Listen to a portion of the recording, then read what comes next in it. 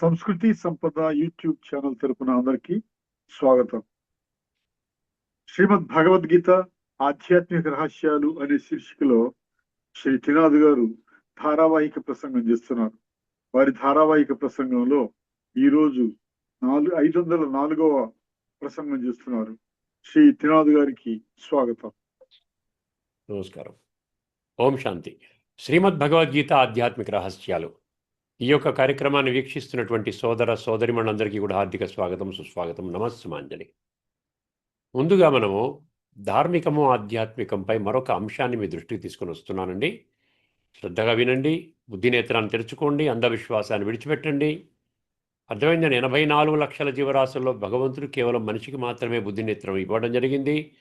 బుద్ధి అంటే వివేక శక్తి, పరిశీలనా శక్తి, నిర్ణయ శక్తి, ఇవన్నీ కూడా బుద్ధి నేత్రం తెరవడంపై ఆధారపడి ఉంటుంది. మనం ఏమి చేసినా కూడానండి బుద్ధి నేత్రాన్ని తెరుచుకున్నట్లయితే స్పష్టంగా ప్రతి ఒక్క శాస్త్రము ప్రతిదీ కూడా నా జీవితాన్ని ఏ విధంగా ఉద్ధరించుకోవడానికి పనికొస్తుంది, అందులో లోతైన తత్వం ఏమిటి అనేది మనకు అర్థమవుతుంది. ఇప్పుడు మనకు ఒక ముఖ్యమైన విషయం ఏంటంటే, ఇప్పుడు మామూలుగా విందు భోజనం అంటాం. విందు భోజనంలో అన్ని ఇంగ్రీడియంట్స్ చాలా పవర్ఫుల్గా ఉన్నాయి, హై క్వాలిటీ ఉన్నాయండి. ఏమైతే వేయాలో, మీరు బిర్యానీ చేస్తున్నారో లేకపోతే పెద్ద వంటకం ఒక కర్రీ చేస్తున్నారా, ఏదైనా కానివ్వండి, అన్ని హై క్వాలిటీ 7 స్టార్ లెవెల్లో ఉన్నాయన్నమాట. అన్ని ఇంగ్రీడియంట్స్ ఉన్నాయి, బ్రహ్మాండంగా అన్ని బ్రహ్మాండంగా వండారు.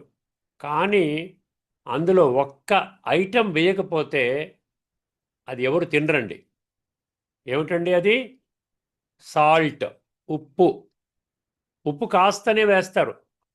అర్థమైందండి? ఇంత ఉప్పు వేయరు కదండి, కొంచెం ఉప్పు వేస్తారు, దానికి అవసరమైనంత వేస్తారు. అది వేయలేదనుకోండి ఏమవుతుందే, అది రుచిగా ఉండదు, అది తినలేరు. అర్థమైందండి? ఇప్పుడు ఇదే ఎగ్జాంపుల్ని నేను ఇప్పుడు లౌకికంలో, భౌతికంలో, ధార్మికంలో, స్థూలంగా ప్రాపంచిక ఈ యొక్క ప్రపంచంలో వచ్చినట్లయితే అందరికీ అన్నీ ఉన్నాయండి. అన్నీ ఉన్నాయి. పెద్ద బంగళా ఉంది, వాహనాలు ఉన్నాయి, మంచి ఉన్నతమైనటువంటి పదవి ఉంది, ధనము సమృద్ధిగా ఉంది, సంబంధాలు హై లెవెల్లో ఉన్నాయి, అర్థమైన శక్తిశాలి పదవిలో ఉన్నారు, అందరూ మిమ్మల్ని గౌరవిస్తున్నారు, ఎన్నో కీర్తి ప్రతిష్టలు సంపాదించారు, అన్నీ ఉన్నాయి. ఇంకా లోటు అనేది లేదు. భౌతికంగా చూసుకుంటే ఎటువంటి లోటు లేదండి. కానీ ఏమి లేదండి, ఏమి లేదంటారు? ఖుషి లేదు. అర్థమైంది? ఖుషి అంటారు చూసారా? ఖుషి అంటే హ్యాపీనెస్, సంతోషము, ఆనందము. ఆనందం అంటే ఏదో ఈవెంట్ జరిగితే ఆనందం కాదండి, స్థాయిగా ఉండవలసినటువంటిది ఆ ఖుషి, ఆ ఆనందము, ఆ సుఖము, ఆ శాంతి. ఏదైతే మనం అంటున్నాం చూసారా, సుఖశాంతులు, ఇవి ఉండటం లేదు. ఎందువలన? అన్నీ ఉన్నాయి, ఎందుకు ఉండటం లేదండి? అర్థమైందండి? ఇది మనం గమనించవలసిన విషయము. ధార్మికంలో ఇది ఇంతే అనుకుంటాం, అంతే. ధార్మికంలో దానికి సమాధానం లేదు. ఇక్కడ కూరలో ఉప్పు అనే సమాధానం ఉంది, కానీ ఇక్కడ నేనేం చెయ్యాలి, ఎక్కడ లోటేంటి, ఏది మిస్ అయింది? ఏది మిస్ అయింది? ఆధ్యాత్మిక కోణం మిస్ అయింది, ఆత్మ జ్ఞానం మిస్ అయింది.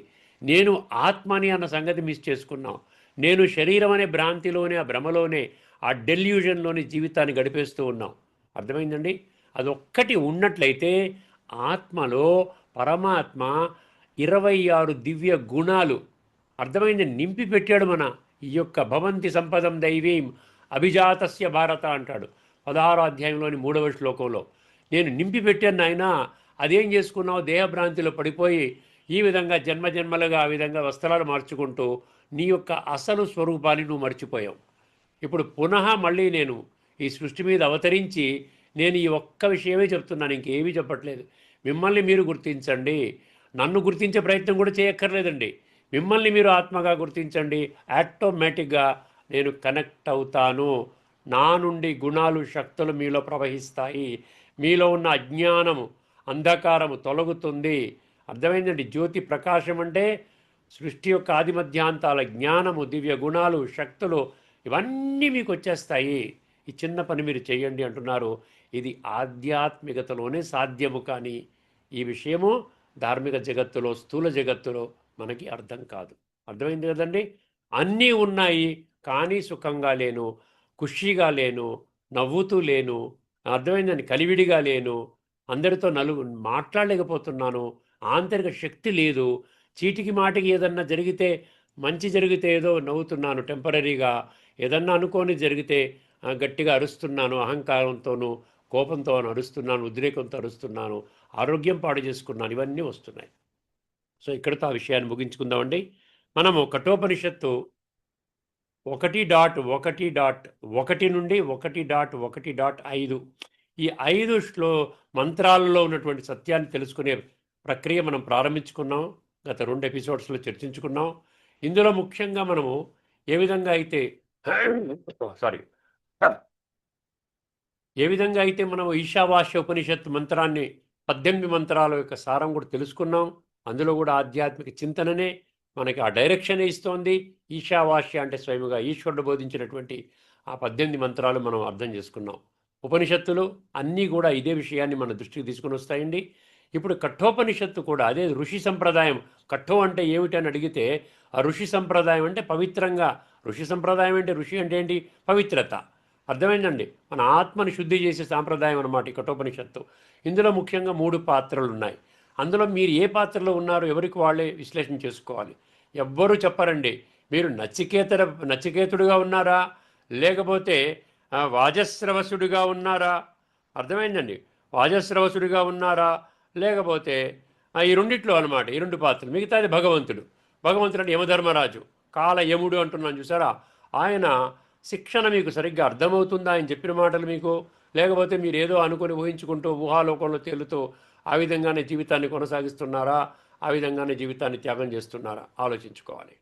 నచికేతుడు అంటే జ్ఞాని, అర్థమైన జిజ్ఞాసి, సత్యం తెలుసుకోవడానికి ఉత్సాహం చూపుతున్నటువంటి వ్యక్తి నచికేతుడు. బాలుడు, అది కూడా చూసారా, బాలుడు అంటే ఇంకా ఈ బాడీ కాన్షియస్నెస్ పూర్తిగా రానటువంటి వాడిని బాలుడు అంటారు. అందుకనే చిన్న పిల్లల్ని చూస్తే మనకి ముద్దొస్తారు. ఎందుకంటే భగవంతుడి గుణాలన్నీ వాళ్ళలో ఉన్నాయి. అమాయకంగా ఉంటారు, బాడీ కాన్షియస్నెస్ డెవలప్ కాలేదు. అందుకనే పిల్లలు దేవుడు చల్లని వారే పాట కూడా రాశారు. అర్థమైందని, పిల్లలు భగవంతుడితో సమానం అంటారు. అటువంటి బాలుడు ఆ నచికేతుడని పేరు పెట్టాడు. అంటే ఏంటంటే సంపూర్ణంగా సత్యము యొక్క అవగాహన లేదు, కానీ తెలుసుకోవాల్సిన తపన మాత్రం పూర్తిగా ఉన్నది. వాజస్రవసుడు ఏమిటి? తండ్రి గారు పూర్తిగా భక్తిలో మునిగి ఉన్నారు. అర్థమైందండి. వారు యజ్ఞాలు యాగాలు ఇవన్నీ చేస్తున్నారు, దానపుణ్యాలు కూడా చేస్తున్నారు. అర్థమైందండి. ఇప్పుడు ఈ నచికేతుడు ఆ తండ్రి అయినటువంటి వాజస్రవసుడితో మాట్లాడుతున్నాడనమాట. గమనిస్తున్నాడు తండ్రి ఏం చేస్తున్నాడు, అదేమైనా ఆత్మని శుద్ధి చేసే పని చేస్తున్నాడా, లేకపోతే ఇంకేదైనా చేస్తున్నాడా అని ఆ విధంగా వీరిద్దరి మధ్య సంభాషణ. తర్వాత ఏమవుతుంది, నచికేతుడు యమధర్మరాజు దగ్గరికి వెళ్తాడు. వెళ్ళిన తర్వాత ఏమిటి నాయన ఇదంతా గందరగోళంగా ఉంది అడిగితే, యమధర్మరాజు అంటే ఏంటి? సాక్షాత్తు భగవంతుడి దగ్గరికి వెళ్తాడు. భగవంతుడు మళ్ళీ సత్యమైన జ్ఞానాన్ని చెప్తాడనమాట. ఇది ఈ కఠోపనిషత్తు. అది ముందు ఎలాగ వెళుతుందో నాకు తెలియదు, కానీ ఇప్పుడు ప్రారంభంలో నేను 5-6 శ్లోకాలు స్టడీ చేస్తే ఈ విషయం చాలా స్పష్టంగా అవగాహనకు వచ్చిందండి. ఇప్పుడు మనం ఇదే విషయాన్ని కంటిన్యూ చేద్దామండి.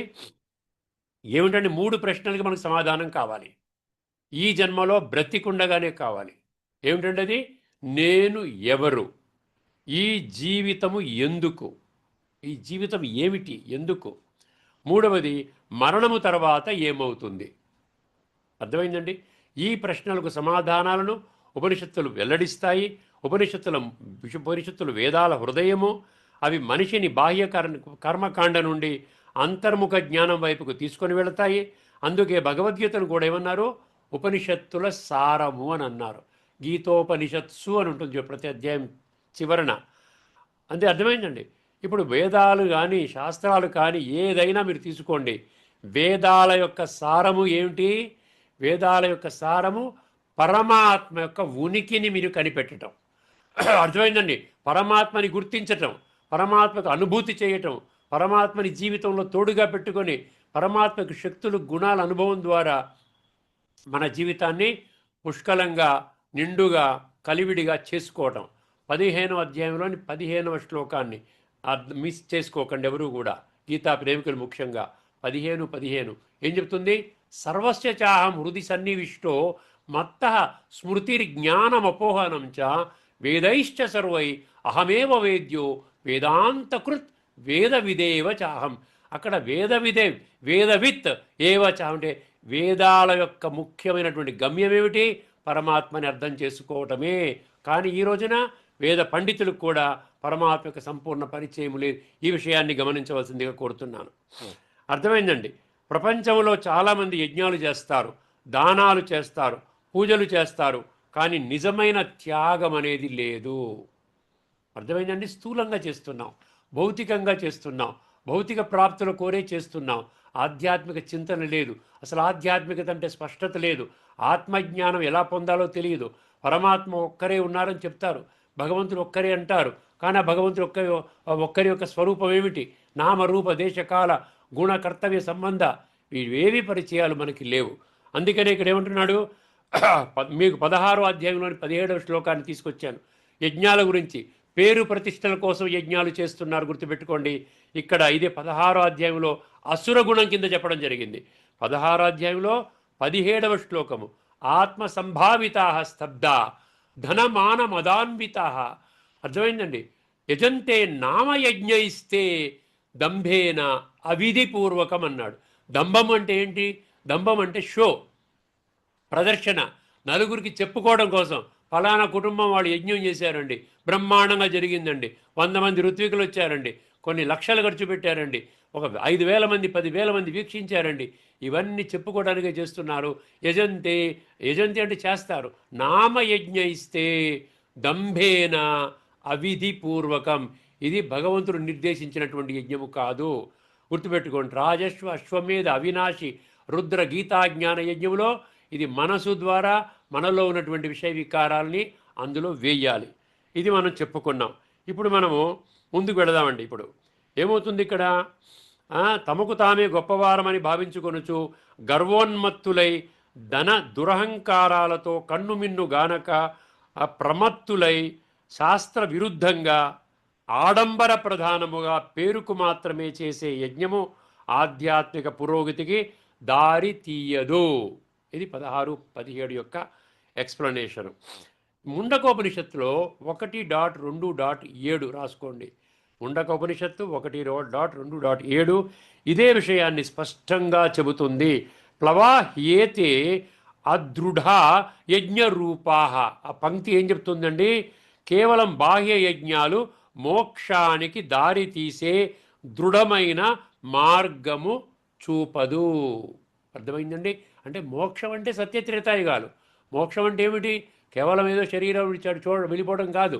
ఈ శరీరము ద్వారా మన పురుషార్థాన్ని సంపూర్ణంగా చేసుకొని సంస్కార పరివర్తన చేసుకొని సత్యత్రేతాయుగాల్లో శ్రేష్టమైన జన్మలు పొందడం. అందుకని ఏం చెప్పింది ఈ ముండకోపనిషత్తు?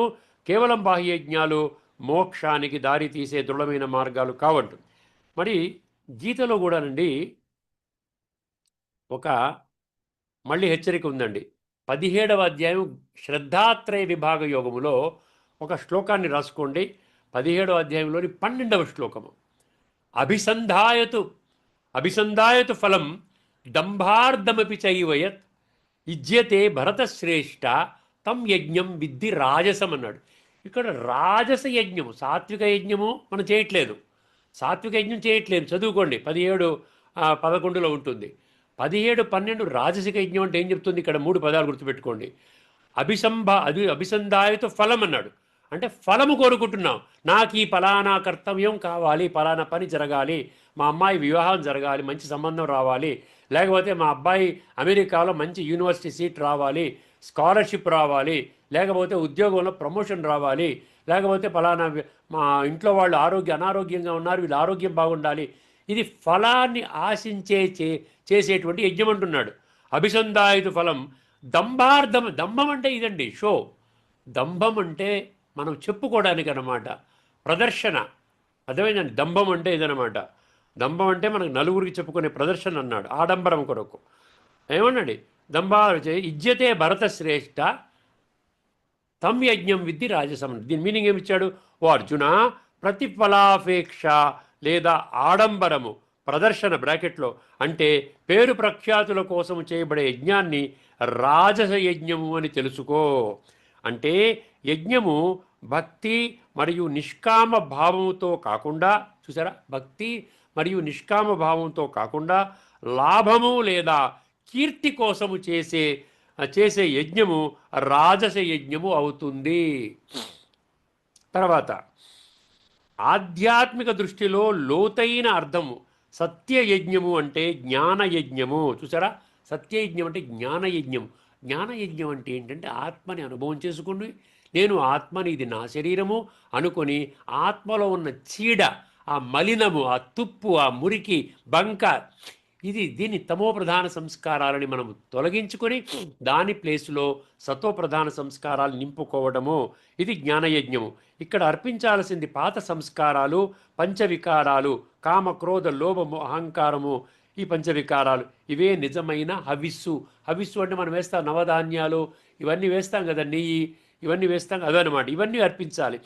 అందుకనే గీత కూడా మనం ఇప్పటికీ చెప్పుకున్నట్టున్నాము 4వ అధ్యాయంలో 37 యథైధాంసి సమిద్ధోగ్ని అన్నాడు. ఏ విధంగా కట్టెలని అగ్ని ఎట్లా భస్మము చేసి బూడిద చేసేస్తోందో అదేవిధంగా ఈ జ్ఞానాగ్ని ఏం చేస్తుందంటే కర్మలను దహనం చేస్తోంది. కర్మలను దహనం చేయడం అంటే కర్మల ద్వారా ఆత్మలో పేరుకున్నటువంటి చెడు సంస్కారాలని దగ్ధం చేసి మంచి సంస్కారాలుగా పరివర్తన చేస్తోంది. తామసిక సంస్కారాలని సాత్వికంగా చేస్తోంది. ఇది అర్థమైందండి. ఇది కొంచెం ముందుకు వెళితే మనం కఠోపనిషత్తు 1.1.2లోకి వెళుతున్నాం. ఇక్కడ ఏమన్నాడు, ఈ యొక్క శ్లోకాన్ని మంత్రాన్ని వినండి. తంహ కుమారం సంతం దక్షిణాసు నియమానాసు శ్రద్ధా వివేశ సో సో అమన్యత. ఇది ఆ మంత్రం అండి. దీనిలో అర్థం ఒక్కసారి జాగ్రత్తగా గమనించండి. బుద్ధి నేత్రాన్ని తెరుచుకుంటే చాలా సులభంగా అర్థమవుద్దండి. బుద్ధి నేత్రాన్ని మూసేసుకున్నట్లయితే ఏది కూడా సులభంగా అర్థమయ్యేది కూడా మీకు అర్థం కాదు. కేవలం మౌఖికంగా ఏదో ప్రార్థన చేసుకుని సంతృప్తి పడతారు తప్ప దానివల్ల టెంపరీగా ఏదో ఆ క్షణంలో కొంచెం ఆనందాన్ని అనుభవం చేయొచ్చు, మనశ్శాంతిని అనుభవం చేయొచ్చు, కానీ దానివల్ల ఆత్మ శుద్ధి కాదు. ఇక్కడ ఏమంటున్నాడు, దక్షిణలు ఇస్తున్నప్పుడు చిన్నవాడైన నచికేతుని హృదయములో ఏం ప్రవేశించిందంట, శ్రద్ధ ప్రవేశించిందంట. చూసారా, శ్రద్ధా వివేశ అన్నాడు. అక్కడ వాళ్ళ తండ్రి గారు యజ్ఞం చేసి ఏం చేస్తున్నాడు, ఏమి దానం చేస్తున్నాడు, ఆ దక్షిణ రూపంలో దానం చేస్తున్నాడు. ఏమి దానం అనేది మనం చర్చించుకోబోతున్నాం. అది పరిశీలిస్తున్నాడు ఈ బాలుడు. ఈ నచికేతుడు పరిశీలిస్తున్నాడు. అతని హృదయంలో శ్రద్ధ ప్రవేశించిందని. శ్రద్ధ అంటే ఏంటి, ఆధ్యాత్మిక జ్ఞానము పొందడానికి తను స్థిరంగా రెడీగా ఉన్నాడనమాట. ఆధ్యాత్మిక జ్ఞానము ఉన్నతమైన జ్ఞానం అని తెలుసుకొని దానికోసము ఆ విధంగా వెయిట్ చేస్తూ ఉన్నాడు. అతను ఆలోచించడం ప్రారంభించాడు. ఎవరు, నచికేతుడు. సాంప్రదాయ వ్యాఖ్యానం ఇది ఇంతవరకే మీనింగ్ అనమాట. ఈ 1.1.2లో ఏంటంటే దక్షిణ ఏమిస్తున్నాడు నా తండ్రి గారు, అది పరీక్ష చేస్తూ ఉన్నాడనమాట. తనలో శ్రద్ధ మొదలైంది. ఇతను చేసిన దాంట్లో పొరపాటు ఉన్నది, ఖచ్చితంగా ఈ యొక్క దానం అనేది కరెక్ట్ దానము కాదు, ఆధ్యాత్మికంగా కొన్ని విషయాలు నేను అర్థం చేసుకోవాలి, నేను తండ్రికి చెప్పాలి అని చెప్పి ఆలోచిస్తున్నాడు. ఇదే 2వ మంత్రం. దీని యొక్క సాంప్రదాయ వ్యాఖ్యానం ఏంటి, నచికేతుడు గమనించాడు తండ్రి ఇచ్చే దానాలు సరిగ్గా లేవు. తండ్రి స్థూలంగా ఇస్తున్నాడండి, అది ఏమి దానాలో విచిత్రంగా ఉంటుంది. మీకు 3వ మంత్రంలో స్పష్టం చేశాడు, అక్కడ సరిగ్గా లేవు. అందుకే అతనికి ధర్మ సందేహం వచ్చింది. ఆధ్యాత్మిక దృష్టిలో శ్రద్ధా వివేశ అన్న పదాలు కీలకము. శ్రద్ధా వివేశ 1.1.2లో కీలకమైన పదాలు. ఇది జన్మజన్మలుగా మనుషులు చేసిన నీచ, నికృష్ట, భ్రష్ట, దుష్ట, పాప కర్మలు ఏవైతే ఉన్నాయో దాని ఫలితముగా ఆత్మలో పేరుకున్న తమోప్రధాన సంస్కారాలను సతోప్రధానముగా పరివర్తన చేసుకోవడము. అర్థమైందండి. ఇది మనం చెయ్యాలి. ఇది మనం చేయలేకపోతున్నాం. ఇది చేయకుండా మనం ఏం చేస్తున్నామండి, ఇది శ్రద్ధా వివేశ, దీని మీద శ్రద్ధ ఉండాలి. సంస్కార పరివర్తన ఎన్నిసార్లు చెప్పుకున్నామండి, 100 సార్లు చెప్పుకున్నాం కదా. దాని మీద కృషి చేయండి. 13, 21, 15, 8 గీతా శ్లోకాలు రాసుకోండి, చదువుకోండి. అందుకనే దీని ఫలితముగా ఆత్మలో పేరుకున్న తమోప్రధాన సంస్కారాలను సతోప్రధానముగా పరివర్తన చేసుకోవడము. ఇదంత సులభం కాదండి. ఇది సులభం కాదు. ఎందుకంటే ఎన్నో జన్మలుగా దేహభ్రాంతిలో కూరుకుపోయి దైహిక ఆనందమే అసలైన ఆనందం అనుకుంటూ, ఇంద్రియ సుఖాలే జీవిత పరమావధి అనుకుంటూ, ఆ విధంగానే గడిపేస్తూ ఉన్న పడంగా భగవంతుడు వచ్చాడు, ఇది నువ్వు శరీరం కాదయ్యా, శరీర ఈ సంబంధాలు పక్కన పెట్టు, ఆత్మతో పరమాత్మతో సంబంధాన్ని జోడించు, రాజయోగం ద్వారా పరమాత్మ నుండి గుణాలు శక్తులు తీసుకో, నీ జీవితం సస్యశ్యామలంగా చేసుకో. ఇది రుచికెక్కదండి, ఇది కష్టం. అందుకని 7వ అధ్యాయం 3వ శ్లోకంలో వెళ్ళిపోండి మీరు. చాలా కొద్ది మంది మాత్రమే నన్ను తెలుసుకుంటారు. అందుకని ఇక్కడ ఏమంటున్నాడు తెలుసండి, 6వ అధ్యాయంలోని 45వ శ్లోకాన్ని మనకు గుర్తు చేస్తున్నాడు. 6వ అధ్యాయం 45వ శ్లోకం ఏం చెప్తోంది? ఒక్కసారి ఆ శ్లోకాన్ని ఇప్పటికే మనం చర్చించుకున్నాం. ప్రయత్నాద్యతమానస్తు యోగి సంశుద్ధ కిల్బిష అనేక జన్మ సంసిద్ధ తతో యాతి పరాంగతిం అంటాడు. అక్కడ ఆ 2 పదాలు ఉన్నాయి అక్కడ. ఒకటి కిల్బిష అన్నాడు, పాపాలు కడుక్కుంటాడు, దానికోసం ప్రయత్నం చేస్తాడు. అనేక జన్మ సంసిద్ధ ప్రయత్నాద్యతమానస్తు, అర్థమైందండి? ఈ విధంగా ప్రయత్నాద్యతమానస్తు యోగి సంశుద్ధ కిల్బిష. అక్కడ యోగి అన్నాడు చూసారా, సంశుద్ధ కిల్బిష అంటే ఈ యొక్క చెడు సంస్కారాలని కడుక్కోవడం కోసం యోగం చేస్తాడు. ఇది అనేక జన్మ సంసిద్ధ అంటారు చూసారు. ఏదన్నా మంచి జరిగిందనుకోండి, మీరు జన్మజన్మల ఫలాన్ని అనుభవం చేస్తున్నారండి, లేకపోతే పూర్వజన్మ సుకృతము, ఇట్లాంటి మాటలు వింటూ ఉంటాం. ఇక్కడే మనకు అర్థమవుతుంది ఒక్క జన్మ యొక్క ఎఫర్ట్ కాదు ఇది. ఇక్కడ ఏమంటున్నాడు, దీనికి అనేక జన్మల సంస్కారాల వల్లే ఆత్మకు ఆధ్యాత్మిక తపన వస్తుంది. మీరు 6:45 చదువుకోండి. 6వ అధ్యాయం ఆత్మ సంయమ యోగంలో 45వ శ్లోకము. అర్థమైందండి ఏం చెప్తుంది? ఆత్మజ్ఞానాన్ని తెలుసుకోవాలని ఏమంటే అనేక జన్మల సంస్కారాల వల్లే ఆత్మకు ఆధ్యాత్మిక తపన వస్తుంది. ఇక్కడ శ్రద్ధ అంటే ఏమిటి? శ్రద్ధ అంటే ఏమిటండి? మామూలు శ్రద్ధ అంటే ఏదో ఉద్యోగం సంపాదించుకోవడం, డబ్బు సంపాదించుకోవడం, అది కాదండి, భౌతిక రీతి కాదు. శ్రద్ధ అంటే ఆత్మజ్ఞానాన్ని తెలుసుకోవాలనే ఆంతరంగ పిలుపు, ఒక మేలు కొలుపు అన్నమాట. ఎందుకంటే భౌతికతలో ఈ విధంగా టెన్షన్స్ నుంచి మనం దూరం అవ్వలేకపోతున్నాం. కోపం మంచిది కాదంటాం, తన కోపమే తన శత్రువు అంటాం, కానీ కోపాన్ని విడవగలుగుతున్నామా? ఎన్నో సూత్రాలు మనం భగవంతుడి ముందు చెప్తున్నాం, మంత్రాల రూపంలో, శ్లోకాల రూపంలో. ఏదైనా 1% అయినా మనం ఆచరిస్తున్నామా? ఆచరణకి ఎక్కడైనా ఆచరణ చెయ్యాలని ఆలోచన చేస్తున్నామా? చేయటం లేదు. అందుకని ఇక్కడ ఎన్నో జన్మజన్మలుగా వస్తే ఆ తపన వస్తుందంట. ఆత్మజ్ఞానాన్ని తెలుసుకోవాలని అంతరంగ పిలుపు. ఇది సాధారణ బుద్ధి కాదు, ఇది సంస్కారాల మేలుకొలుపు. శ్రద్ధ అక్కడి నుంచే వస్తుంది. అందుకని అక్కడ భగవద్గీతలో కూడా శ్రద్ధ అంటాడు కొన్ని శ్లోకాల్లో, అశ్రద్ధ శ్రద్ధ అని వస్తోంది. అర్థమైందండి మీకు? ముఖ్యంగా 4వ అధ్యాయంలో 39వ శ్లోకం రాసుకోండి. 4:39లో ఏం చెప్తున్నాడు? శ్రద్ధావాన్ లభతే జ్ఞానం తత్పర సంయతేంద్రియ జ్ఞానం లబ్ధ్వా పరాం శాంతిం అచిరేణ అధిగచ్చతి. ఒక క్షణంలో నీకు పరమశాంతి దొరుకుతుంది. కేవలం నీకు నీ పట్ల నా పట్ల శ్రద్ధ ఉంటే నేను సంపూర్ణ ఆధ్యాత్మిక జ్ఞానం చెప్తాను. ఒకవేళ నీకు శ్రద్ధ లేకపోయినట్లయితే నన్ను పొందలేవు. 9వ అధ్యాయం 3వ శ్లోకం రాసుకోండి. అశ్రద్ధ దానా పురుష ధర్మస్య అస్య పరంతప అప్రాప్య మాం నివర్తంతే మృత్యు సంసార నివర్తతే. ఈ మృత్యు సంసారంలో తిరుగుతూ ఉంటాడు, అంటే ద్వాపర కలియుగాల్లో తిరుగుతూ ఉంటాడు. సత్యత్రేతాయుగాలు ఉన్నాయని కూడా తెలియదు. సత్యత్రేతాయుగాలు అంటే స్వర్గం అని తెలియదు, ఎక్కడుంటుంది అది, ఎలా జీవితం ఉంటుంది అక్కడ, ఇదేది తెలియదు. ద్వాపర కలియుగ ఈ అరకల్పంలోని తిరుగుతూ ఉంటాడు. అందుకనే శ్రద్ధ అశ్రద్ధ. ఇక్కడ ఇప్పుడు కఠోపనిషత్తు చాలా క్రిటికల్ శ్లోకానికి మంత్రానికి వస్తున్నామండి. ఇది 1.1.3 అండి. 1.1.3 ఒక్కసారి జాగ్రత్తగా వినండి. చాలా అద్భుతంగా ఈ యొక్క వాజశ్రవసుడు అంటే తండ్రి, నచికేతుడు తండ్రి యజ్ఞంలో ఏమి దానం చేస్తున్నాడో క్లియర్గా చెప్పాడండి. ఇక్కడ చాలా జాగ్రత్తగా వినండి. పితోదక జగ్దతృణ దుగ్ధదోహ నిరింద్రియా ఆనంద నామతే లోకాంతాన్ స గచ్చతి తాదదత్. అదే ఇది మంత్రం అండి. ఇక్కడ 4 పదాలు ఉన్నాయి, చాలా కీలకం అనమాట. ఏం దానం చేస్తున్నాడు అంటే ఆవులను దానం చేస్తున్నాడు. గోదానం అంటారు కదా, ఎటువంటి గోవులను దానం చేస్తున్నాడో ఇక్కడ వర్ణించడం జరిగిందండి. 4 పదాల ద్వారా వర్ణిస్తున్నాడు. ఏమిటంటే ఆ 4 పదాలు ఏంటి? పితోదక అన్నాడు అంటే నీరు ఇంక తాగడం ముగిసినాయంట. అంటే ఆవులు ఎంత ఎండిపోయాయి అంటే మీకు నీళ్లు తాగకుండా ఇంకా ఏం ముట్టుకోవడం లేదు, అంటే రోగంతో ఉన్నటువంటి ఆవులు అన్నమాట. ఏమన్నాడు? పితోదక అంటే నీరు తాగి ముగిసినవి అన్నాడు. ఇంకోటి ఏమన్నాడు, జగ్దతృణ అన్నాడు. జగ్దతృణ అంటే గడ్డి తిని ముగిసినవి. గడ్డి కూడా తినవా, ఇంక అయిపోయింది. ఆ గడ్డి తినని ఆవులు, నీరు తాగని ఆవులు, దుగ్ధదోహ అంటే పాలు ఇవ్వని ఆవులు. చూసారా, నీరు త్రాగని ఆవులు, గడ్డి తినని ఆవులు, పాలు ఇవ్వని ఆవులు 3. తర్వాత 4వది నిరింద్రియాహ అంటే శక్తి లేనివి. చూసారా, అయిపోయింది.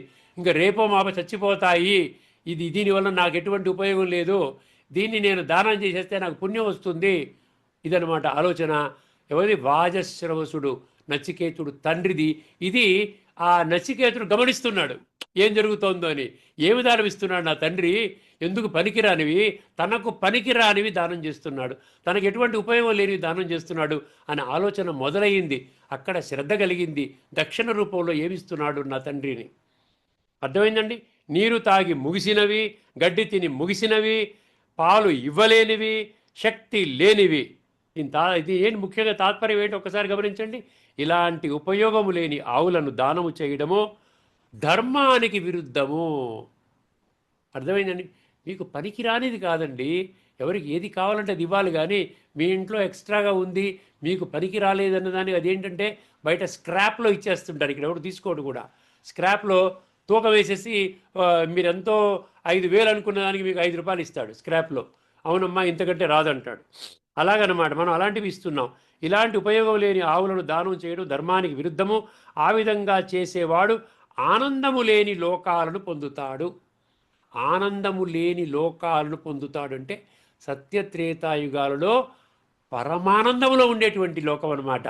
అంటే సత్యత్రేతాయుగాల్లోకి రాడు, కేవలము ద్వాపర కలియుగాల్లో ఆ విధంగా దైహిక భ్రాంతితో కూడుకున్న దుఃఖము కలిగే దుఃఖము అనుభవం చేసేటువంటి లోకంలోకి వెళతాడు. అర్థమైందండి. ఒకసారి గమనించండి.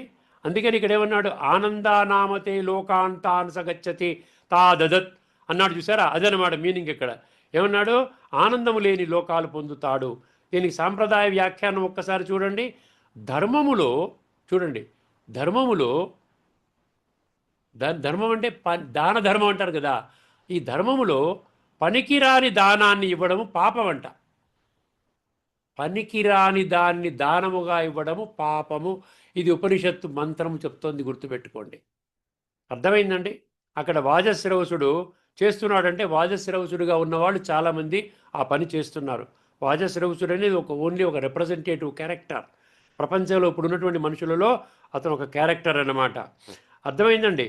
పనికిరాని దానాన్ని, పనికిరాని ధర్మములో పనికిరానిది దానంగా ఇవ్వడము పాపము. ఆధ్యాత్మిక దృష్టిలో ఇది చాలా గొప్ప సంకేతము అన్నాడు. ఒక సిగ్నల్. సంకేతం అంటే ఒక సిగ్నల్, ఒక మెసేజ్ ఇస్తోంది మనకు ఆధ్యాత్మికంగా. ఏమిటా మెసేజ్ అంటే ఒకసారి జాగ్రత్తగా వినండి. మనిషి దేవుడికి ఇస్తున్నది తనకు ఉపయోగం లేని వస్తువులు. తనకు ఉపయోగం లేని వస్తువులు ఇస్తున్నాడు. ఆవులు పెంచుకోవడం గురించి దండక కదండి, దానం ఇచ్చేస్తాం అయిపోయింది కదా, వదిలించుకోవచ్చు కదా. అదనమాట వాజశ్రవసుడి తెలివితేటలు. తనకు ఉపయోగం లేని వస్తువులు. కానీ భగవంతుడు కోరేదేంటి? భగవంతుడు ఏం కోరుతున్నాడండి? ఆలోచించుకోండి. మీరు కాలినడకన నడిచిరండి అంటున్నాడా? మీ తలనీలాలని కోరుతున్నాడా? మీలో ఉన్న అవగుణాలని కోరుతున్నాడా? మీలో ఉన్న ఏ జన్మజన్మలుగా పేరుకుపోయిన చెడు సంస్కారాన్ని నాకు ఇచ్చేయండి, ఆ స్థానంలో నేను మంచి సంస్కారాన్ని ఇస్తాను, అది కోరుతున్నాడు. ఒకసారి ఆలోచించండి. అందుకని ఇక్కడ ఏమిచ్చాడు? భగవంతుడు కోరేది మన లోపల ఉన్న విషయ వికారాలు, కామ క్రోధ లోభ మోహ అహంకారాలు. ఇవే నిజమైన హవిస్సు అన్నాడు. హవిస్సు అంటే మనం యజ్ఞంలో వేసేటువంటి ఆ యొక్క వస్తువులు అన్నమాట. యజ్ఞంలో వేస్తాం కదా వస్తువులు. అందుకని ఇక్కడ ఏమిచ్చాడు? 4:37 మాటిమాటికి ఇస్తున్నాడు. జ్ఞానాగ్ని అన్ని పాపాలను దహిస్తోంది.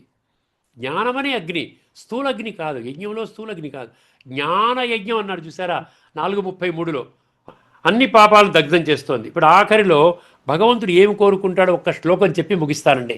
భగవంతుడు మనకి ఏం కోరుకుంటాడో అద్భుతమైన ఒక గీతా శ్లోకం ఉందండి. అది 9వ అధ్యాయంలోని 26వ శ్లోకం అండి.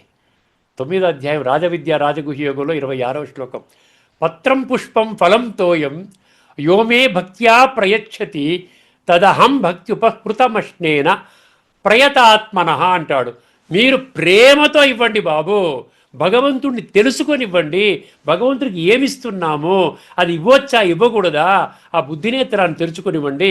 పత్రము అంటే ఆకు, పుష్పము అంటే ఒక పువ్వు, తోయము అంటే ఏంటండి పత్రం పుష్పం, ఫలం అంటే పండు, తోయం అంటే నీరు. అర్థమైందండి. ఇది అడుగుతున్నాడు భగవంతుడు. భగవంతుడు మన గుణాలను పెంచడానికి తను సాయశక్తుల ప్రయత్నం చేస్తున్నాడండి రాజయోగ ప్రక్రియ ద్వారా. అందువలన ఇప్పుడు మనం ఏం చేయి ఈ కఠోపనిషత్తు 1.2.2.2.3 తెలుసుకున్నాం కదా. దీన్ని బట్టి మనకి ఏమైంది, భగవంతుడు చేసేటువంటి ఏదైతే యజ్ఞం ఉందో అందులో పార్టిసిపేట్ చేయట్లేదు. స్థూల యజ్ఞంలో మనకు అవసరం లేని వస్తువులు మనం ఇస్తున్నాము, అది దానివల్ల ఉపయోగం లేదు, అది పాప కార్యము అంటున్నాడు. దీన్ని ఇంకొక 2 మంత్రాలు ఉన్నాయి కదా, 5వ మంత్రం వరకు మనము తదుపరి ఎపిసోడ్లో మనం కొనసాగిద్దామండి. ఇక్కడితో మన చర్చను ముగిస్తున్నాము. అందరికీ నమస్కారము. లోకా సమస్తా సుఖినో భవంతు. ఓం శాంతి. శ్రీమద్ భగవద్గీత ఆధ్యాత్మిక రహస్యాలు అనే శీర్షికలో ధారావాహిక ప్రసంగం చేసిన శ్రీ త్రినాథ్ గారికి ధన్యవాదాలు. నమస్కారం అండి.